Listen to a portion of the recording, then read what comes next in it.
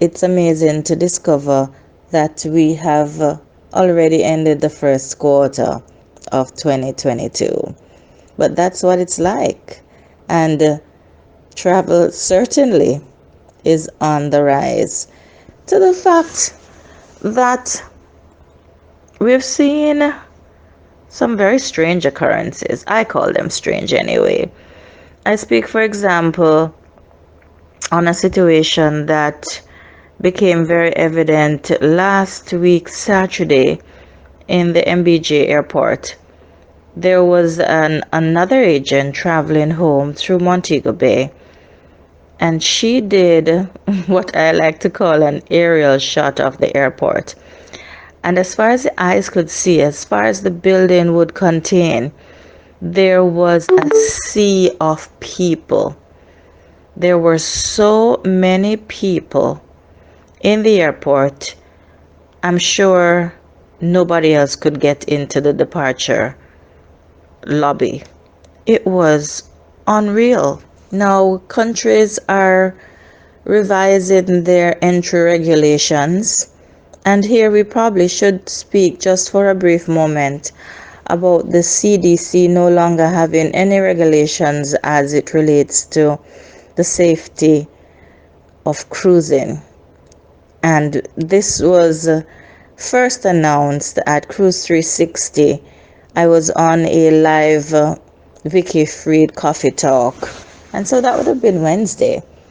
And in the middle of coffee talk, Vicky opened an email that came from CDC, and the declaration was no more restrictions, no more no more views, no more, I'm sure there's a right word.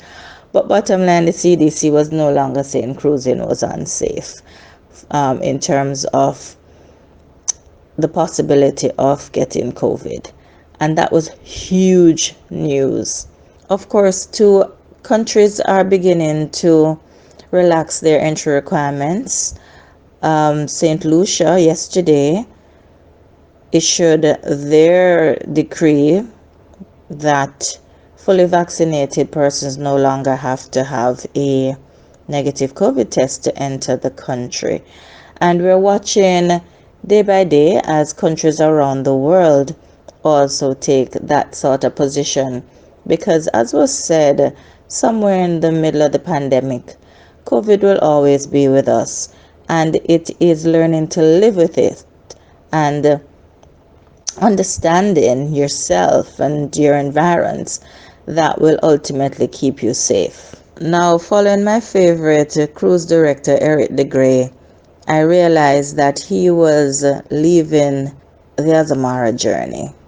And when I speak of the Azamara journey, I smile because of all the cruises I've taken, of all the ships I have been on, when I got aboard the journey for my 10-day sailing, I discovered that I found my home.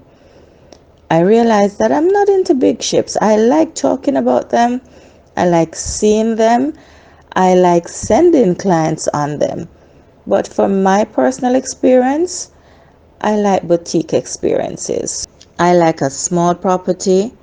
If you do a Zoe tree for my next birthday, I would be in my element. I'd be very happy. I like small. I like intimate.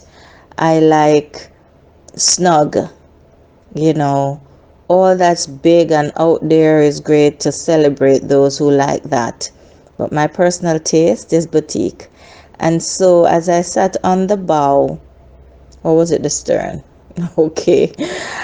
As I sat out on the deck on the Azamara journey in 2018, having breakfast with just a few tables occupied around me, I felt like I was on my personal yacht. And I said, yes, this is what my life was meant to be like.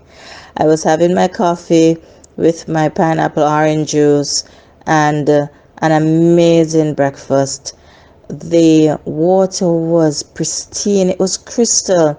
There was not a wave to move anything. It was just surreal. And for me, that was my moment when I decided Yep, small ships. That's the way for me. And I bring that up because the new, renovated, restored Azamara Onward, she is stepping out. Yes, sirree. And if those of you who have been following ships remember, in the height of the pandemic, Pacific Princess was sold to an unknown buyer, which we later disclosed who they were. And this particular company had taken the Azamara fleet out of the Royal Caribbean branding. And so, to add to their 3 ships, they took Pacific Princess and made her Azamara Onward. Now, the Onward is going forward, and I want to tell you a little bit about her. For those of you who are new to Azamara, they're all about big experiences in small ports. These are small vessels that can take you closer, that can navigate into channels that bigger vessels cannot go to. They offer more overnights than any other ship, and their sailing opportunity are really journeys. There is direct destination immersion. You get there, you stay there, there's no rush. And that was the other reason I loved the journey, because you dock and you can just relax. There's no big rush to get off the ship, because you know you're going to be there for a few days. You know you'll have time. You know that in the middle of it you are going to have an as amazing evening somewhere. And so the Onward, as she is commissioned, she will do just that.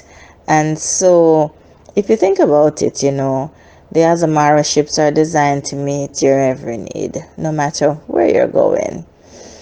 And so you think about discovering specialty dinings. And for me, eating at leisure is one of the biggest things you could ever allow me to do.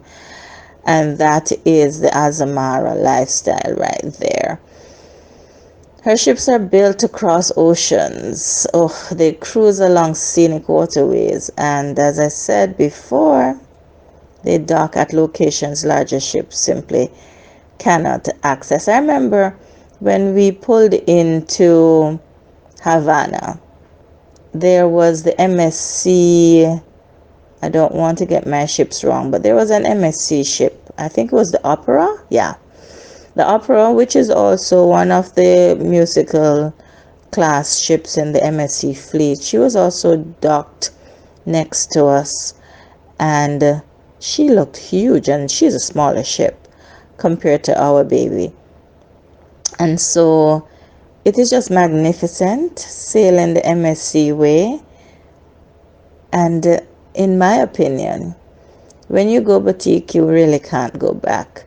So I look forward to sailing on the Onward, the journey again, the pursuit, and we'll just keep it going. I still have a long voyage in my future. 10-day was my longest. I wondered how I would make it, how I would last, but it was pretty easy because there was so much destination immersion, excitement, and activity that in no time the 10 days were over. And so we say welcome to the fleet, and Onward is already getting ready to set sail. And so the next time we speak about her, we'll be speaking about her pursuits as she slides across the globe. As we talk about new ships, I listened this week as well. I was on another event, and this was with Virgin Voyages. You know, we have our Monday morning talks. And interestingly, one of the conversations that John Dario engaged in was the fact that in 11 months, Virgin Voyages has launched 2 ships. So officially the Scarlet Lady was launched, and she's been doing very well. Lots of agent opportunities, lots of client sailing, and she's just doing great guns. She's going good. And of course, just in the month of March, the Valiant Lady, she came on the scene, and people are already having that virgin experience right there.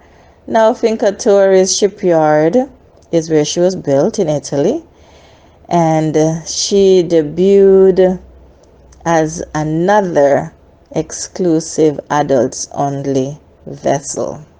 As far as the class, she's in the same class as her sister ship, the Scarlet Lady, and the similarities are there in terms of the size and the layout, but they do have a few different features and attractions on board.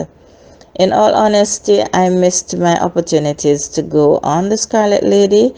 I do not yet have anything in the pipeline to be on board either of the two, but I'm happy to say that I have successfully sold the Scarlet Lady, doing the Mayan Sol, and looking forward to offering the Dominican Days itinerary to so many more of our clients. The reviews have been mixed. There are those who love it, there are those who don't, there are those who compare it with other vessels that are designed differently for a different crowd, for a different audience. But I look forward to joining Sir Richard Branson on one of these wonderful ladies, and there is a third lady, the Resilient Lady. She'll be coming through in 2023. So lots happening, a whole lot is happening in the world of travel. And of course, we want to just cap off our daily news with the big news that has been floating around in the Jamaican space. It has caught a few people by surprise. Of course, it didn't catch me by surprise because I've been watching for this wearily for so long that at one stage I just thought it was not going to happen. The Minister of Tourism in Jamaica made a big announcement that Inter-Caribbean would be flying from the Ian Fleming International Airport, which is in Boscobel, St. Mary. So there is a thought, and it's been met with such cynicism, that Ocho has a new airport. Okay. The airport code for the Ian Fleming International Airport is OCJ. It is located approximately 15 minutes outside of Ocho. It is not in the parish of St. Anne, it's in the parish of St. Mary. What has been confirmed, and this is a project that the Honorable Gordon Bott Stewart, now deceased, started working on years ago, according to his son Adam, to have American Airlines beginning to fly one of their American Eagle planes into Boscobel to support the easy access to the Sandals, Ocho Sandals, family property beaches, Ocho. And there are those who are saying, oh, selfish motives. But what other things should really motivate you as a business owner? Selfish motives work. And timing is everything, I guess, because now with the two new properties coming on stream, that's the Sandals Duns River and the Sandals Royal Duns River, there's so much more to celebrate. So starting the 5th of November, the American Eagle will be flying into Ocho. I'm just doing a play because the controversy continues and I'm just taking one joke a little further. But on a serious note, the American Eagle flies from Miami into the Ian Fleming International Airport twice a week starting November 5. And these flights will arrive Wednesdays and Saturdays. Now, the outbound will depart Miami at 12:35 p.m. and it will arrive at 1:32 p.m. The return flight leaves Ian Fleming at 2:31 p.m. and arrives in Miami at 5:27 p.m. Now, I went on to American Airlines just to check it out, and the flight prices are not as lovely as I would want to see. But then I have not flown American in years, and maybe those are the regular price points for Americans. So as they become bookable, which up to when I checked they still weren't, we'll see how that goes. Just a side note, for American, you pay for your bags, and I'm a Southwest girl. 2 bags still fly free, so just had to slide that in there. But yes, it is amazing to have a third international airport operational in Jamaica, considering the fact that for MBJ at least, Montego Bay International, well, it's actually called Sangster International. For Sangster International in Montego Bay, the flights come in within a particular window and the congestion is unbelievable. So it will be nice knowing that we have a third international airport that will be able to move a lot of these passengers who are normally heading along the north coast, even onto Port Antonio, out of that space and sharing the love, lightening the load.